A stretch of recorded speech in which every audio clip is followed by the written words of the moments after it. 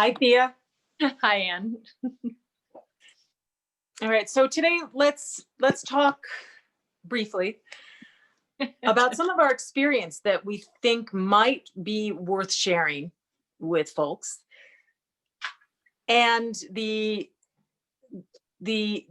perspective it's provided us.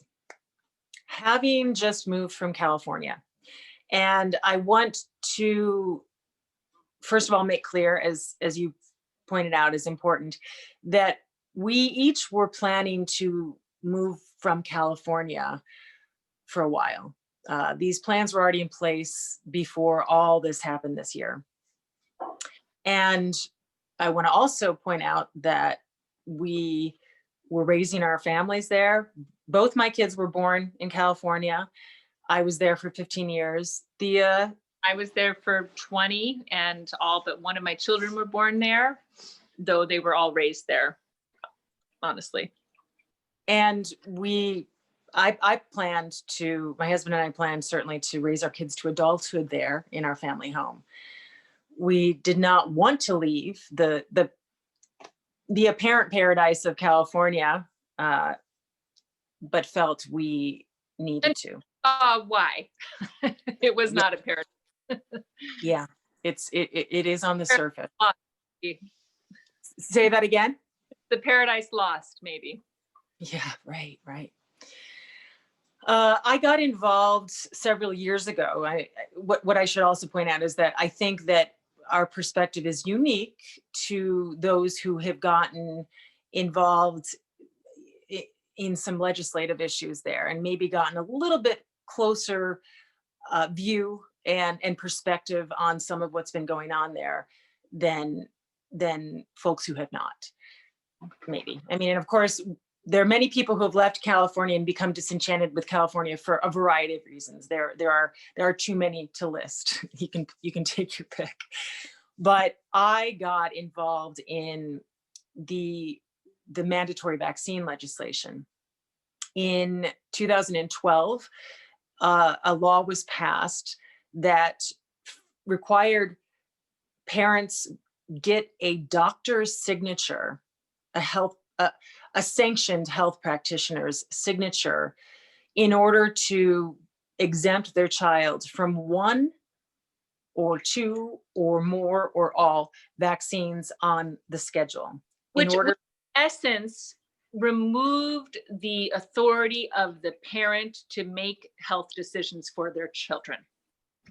I mean, undoubtedly, and be allowed to send their child to school, public or private, or daycare. And then in 2015, I got very actively involved in opposing and trying to prevent another bill that was introduced and did subsequently pass, which eliminated the choice entirely. So parents could no longer exempt their child from one, two, many, or all vaccines on the schedule for personal belief or religious reasons. Can I ask a question there? Real quick? Is, as far as I understand, at that point, and I could be wrong, was that it was simply philosophical choice. It seems that California had eliminated the religious choice. They never. That's all been kind of under debate. Okay. It was not listed, but religious belief fell under personal belief, right? So, okay. but it was under debate, and it was scrutinized, and it was looked at from many different angles because of the fact that they did not technically eliminate the religious exemption in that. Yeah. We looked at whether or not that could actually be put forth as a legal exemption. Anyway, that's for another conversation. But bottom line is that after SB 277 passed in 2015, you only had the option for a medical exemption.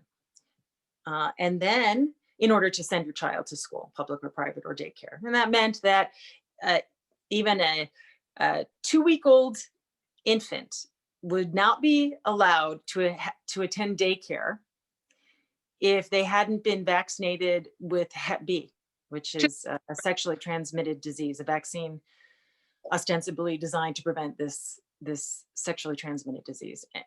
I could go on. So we got very involved in that, and that was a real eye-opener.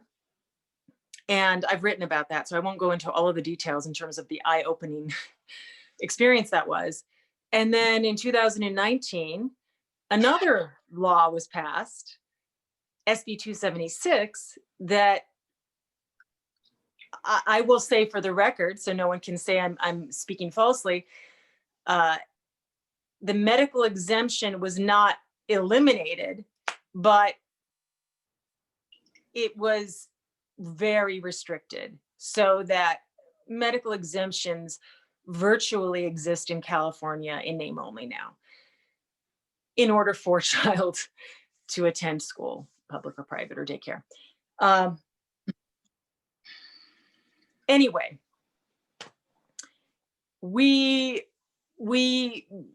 I also was involved in opposing legislation that was attempting to restrict my rights as a homeschooling parent to homeschool my children as I saw fit, and more and more and more. It almost seemed exponentially accelerating this suppression of our sovereign rights as parents there in California.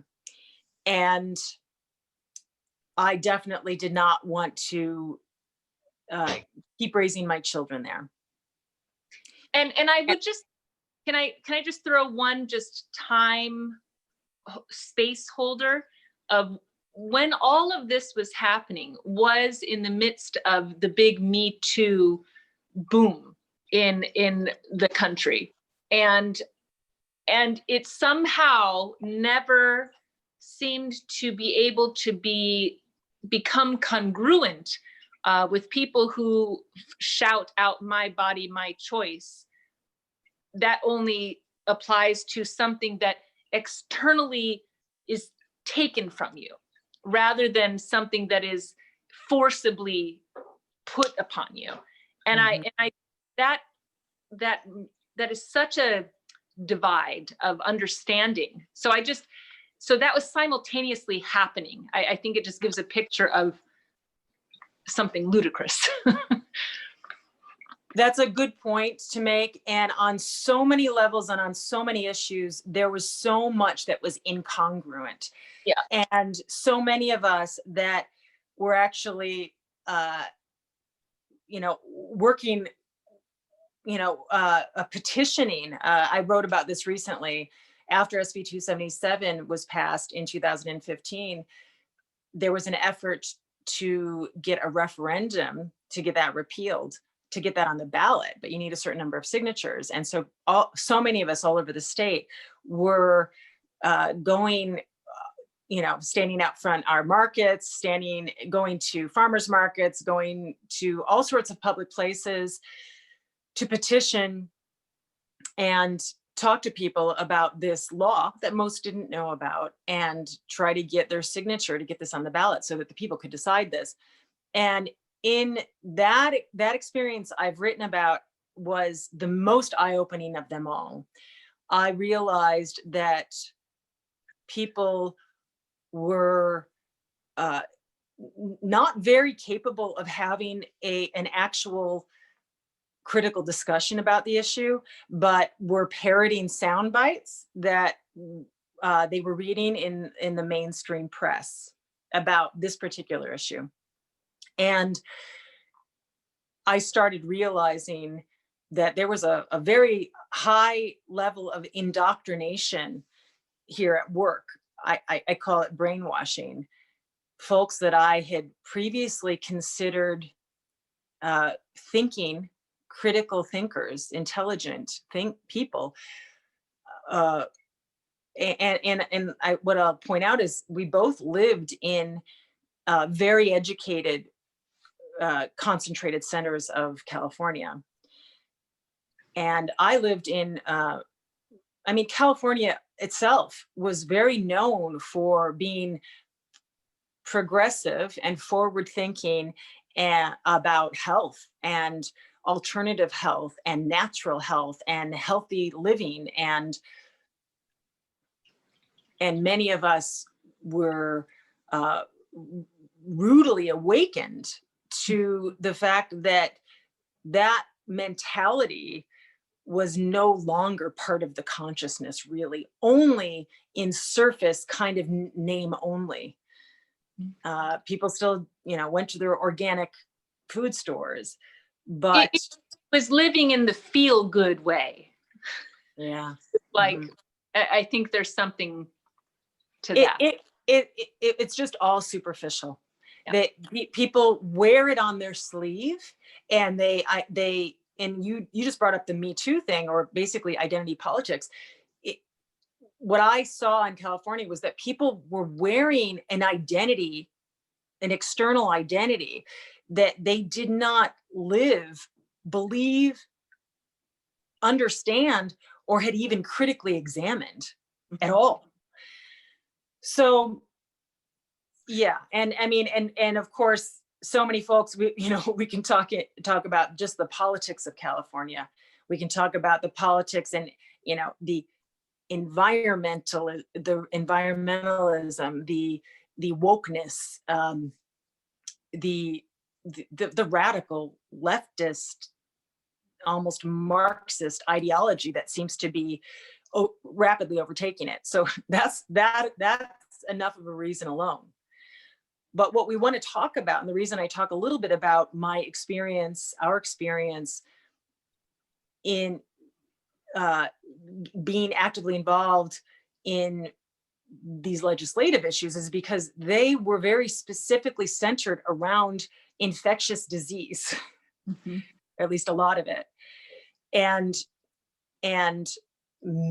medicine, and the authority of the health departments of the state. And we saw what they were doing. It was, back then, it was horrifying. Terrifying. And so we are seeing many folks now, friends of ours, peers, who are just having that experience for the first time, realizing that the state and that the state is using medical fascism as their means of taking more and more control over our lives. Yeah. And a lot of people don't know what's hit them. I mean, they're just reeling from it. We were reeling from it, but we had some time to ramp up to that and to start looking around and seeing what is, and seeing how it was happening, and seeing the propaganda.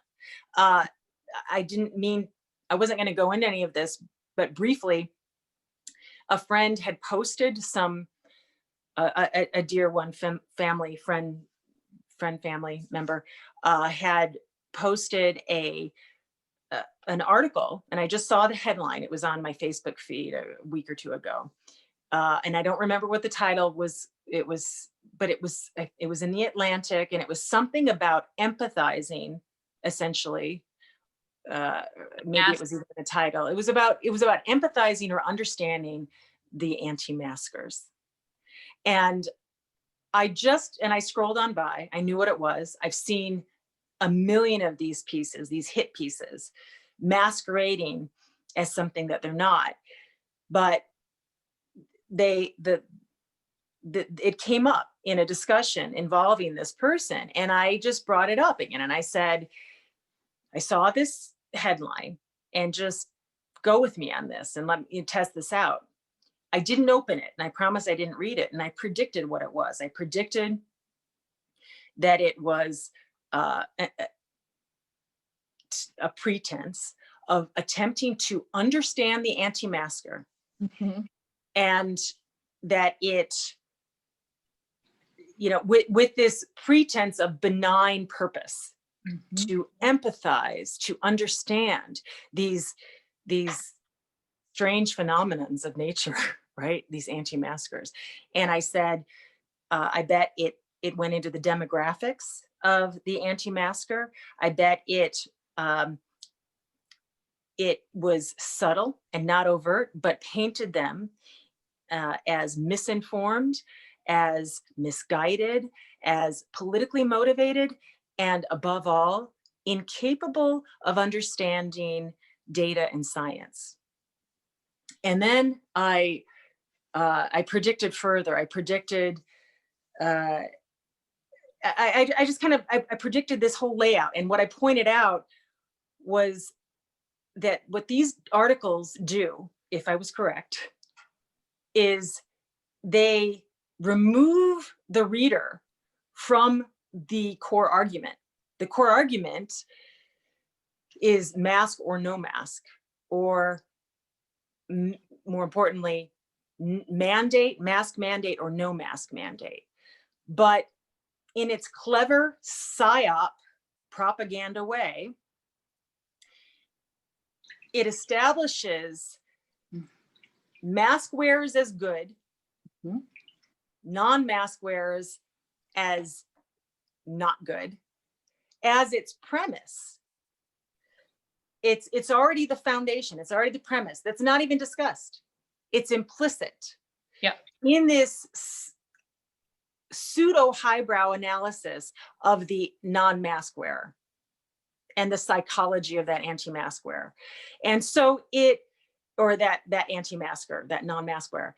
And so it's insidious and it's clever.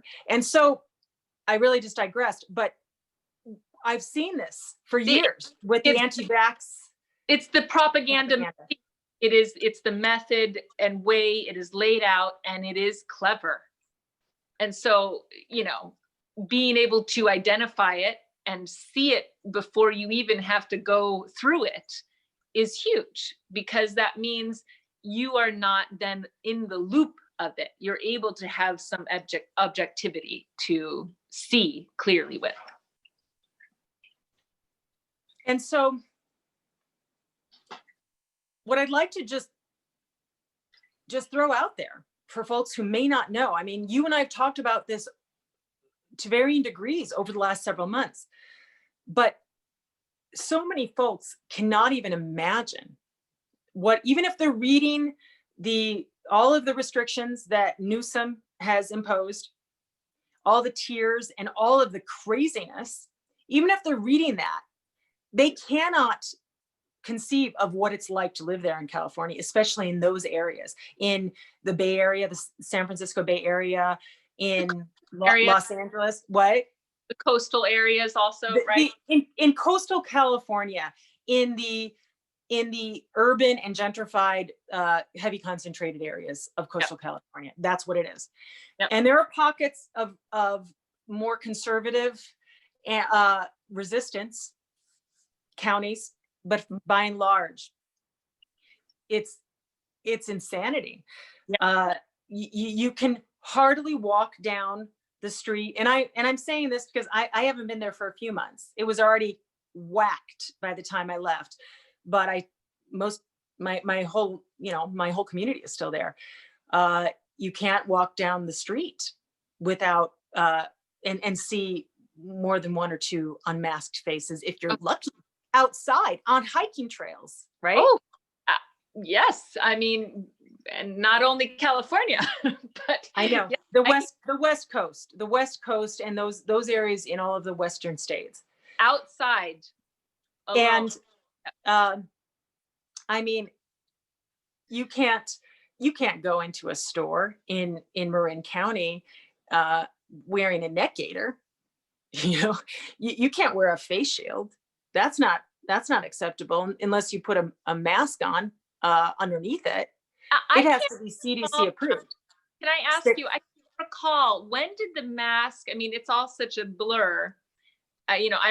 When things shut down last spring and they closed, I was coastal, they closed the beaches so people couldn't walk on the sand. Masks were not mandated yet, right? That came later. Mhm. Yeah. But not much later. No. It certainly in Marin, they were encouraged and Yeah. recommended. By the time we left, it was already moving toward the mandate. They did it in increments. I mean, and I knew the moment the health department started encouraging them, it would be a mandate. Yeah. And then this was the thing that I think we wanted to touch upon is the rest of the country, world, whoever thinks California's been doing something right, have a look again, because they've had the strictest measures since the get-go. And here they are again, completely shut down. Completely. Right. So, all right. So they just I just want to run through this a little bit more though. They removed all of the basketball, the nets from the hoops. I Right? mean, it was or completely barricaded it all off. yeah, All the playgrounds were closed. played with In caution Marin, tape surrounding them, shutting them down. This is what was happening. These were smart health measures. this was from March. I mean, Yeah. I lived in the county that was one of the first of the 6 that Newsom ordered the first shelter in place in the whole country.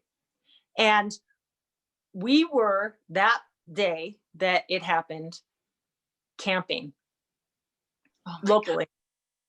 And the Rangers came and told us we had to leave. So we're there out in this gorgeous redwood campground, very far away from another. We had to leave because it was safer for us to be in our homes, right, than out there in nature.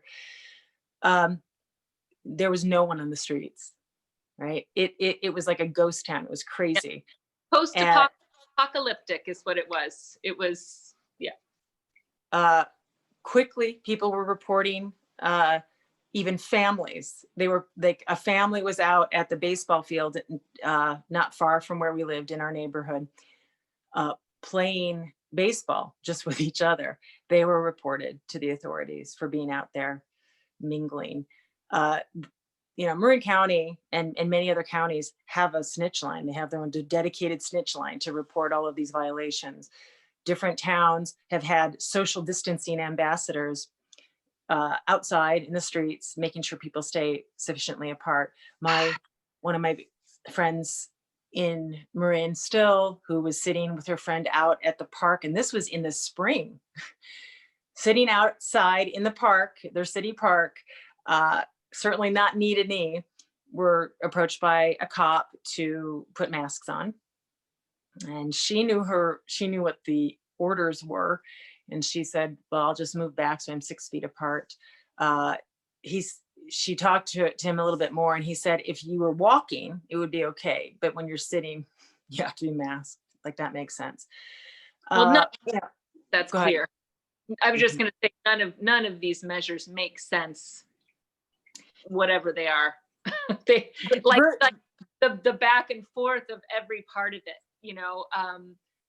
being somewhere where you can't use paper and pen, but then you can use the electronic pen to sign your signature. I mean, so many. Like, if we even pretend that was what it's about. So it's my suspicion that it's actually designed to screw with people. I think that in and of itself is a psyop. I don't think it's by mistake. I think it's designed to just put people in such a state of like dissonance that they can't even think straight, and it will make them more compliant. But the schools were closed. I mean, virtual learning has been in place since the spring, since March, right? In California. The playgrounds in Marin only just opened up like a month ago with these crazy restrictions, half an hour limit, masks, mandatory masks, no food and drink. Kids had to practice social distancing. So if you couldn't interact or mingle with someone who's not from your family unit at the outdoor playgrounds in Marin just recently, right? Yet they still just now had a surge and had to shut down. So definitely, folks, understand that 9 months California has been the most restrictive, crazy place to live in terms of these COVID control measures.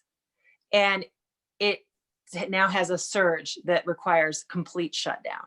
So first of all, recognize that these measures are obviously not working to control the surge or control the spread, right? That's the first thing. But also recognize that compliance with these measures brings more measures.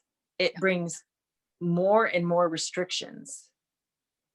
I'm not sure what people think the end game is here, those who are happily complying, and I know there are many. And the other thing I'd like to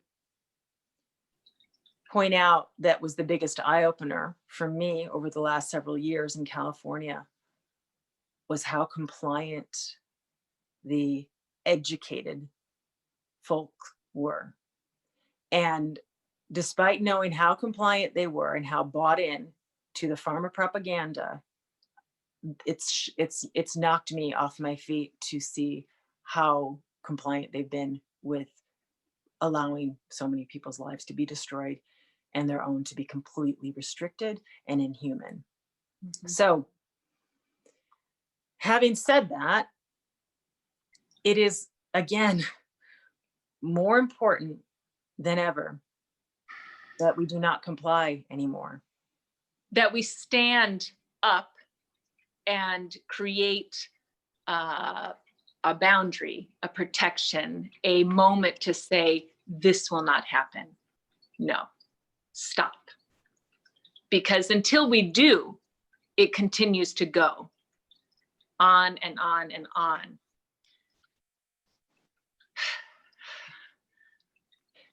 I know. And we talked about this, you thought about Gandalf in this, right? That the time has come where we all need to put our staves down and to get up our strength in that staff, right? Like, just to really be clear, you must gather your power and stand it to ward off that which is trying to breach your safe, sovereign space. That is what's happening over and over in our life right now.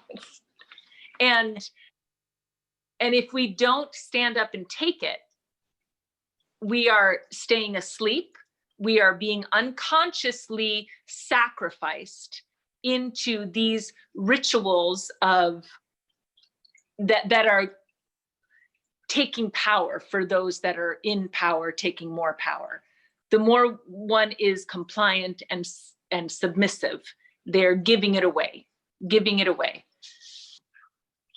And we have to have the courage to stand up and be willing to sacrifice what is necessary for our sacrifice in order to maintain a freedom of the individual, of the human being, not to sacrifice ourselves mindlessly, blindly into the machine of power. Yes, we have to consciously sacrifice. We talked about sacrifice last week. We have to consciously be prepared to sacrifice, to take action and to sacrifice and put our staff down and say, you shall not pass. Yeah. No more. Rather than be sacrificed. I think that's the distinction that we're getting at. Yeah. If you comply with this insanity, and again, look at California, which has been absolutely restricted from March on, and they are now totally shutting down again. You have to ask yourself what sense any of that makes. You have to really look at that. And I'm saying if you have any care to retain your sovereignty, because I can see that a lot of people don't. And I don't know where that's going to lead and where it's going to lead them. But I know a lot of people do. Mm-hmm. So time to stop the clinging to this cheap morality that the corporate media is handing you and comforting you with. It's time for you to take a real hard look at what is happening and realize that you've got no time. You've got to stop complying now if you don't want it to turn into California and more and more. It's endless what's going to happen if we don't stop complying. That machine is never satisfied.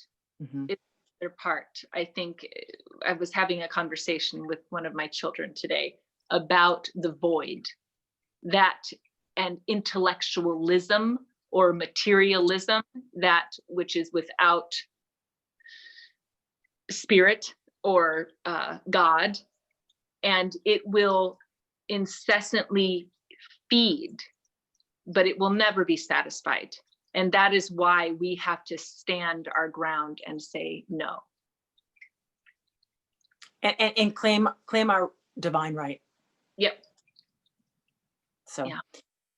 So let's cut it here. I know, again, I don't know how rambling or interesting this was to anyone, but it was important to get it off of our chests and just get that conversation moving forward. We know I predicted so much once the moment that first shelter in place was announced, I knew where things would go. Yep. Based on my experience over the last few years. So I'm not coming out of nowhere and saying that. I say that with experience, and there are so many who share my experience and share that wisdom, and some who did even much more than me and saw it even more closely. So please trust me when I say to stop complying and to claim our divine right. And shine the light, and keep shining the light. We have to shine it into those dark spaces. And it's the time for us to be doing that with conviction. Yeah. Conviction and clarity. Yeah. All right. Well, Thanks. Let's cut this, and I'll see you later. See ya. Love you. You. Bye. Trying to stop it.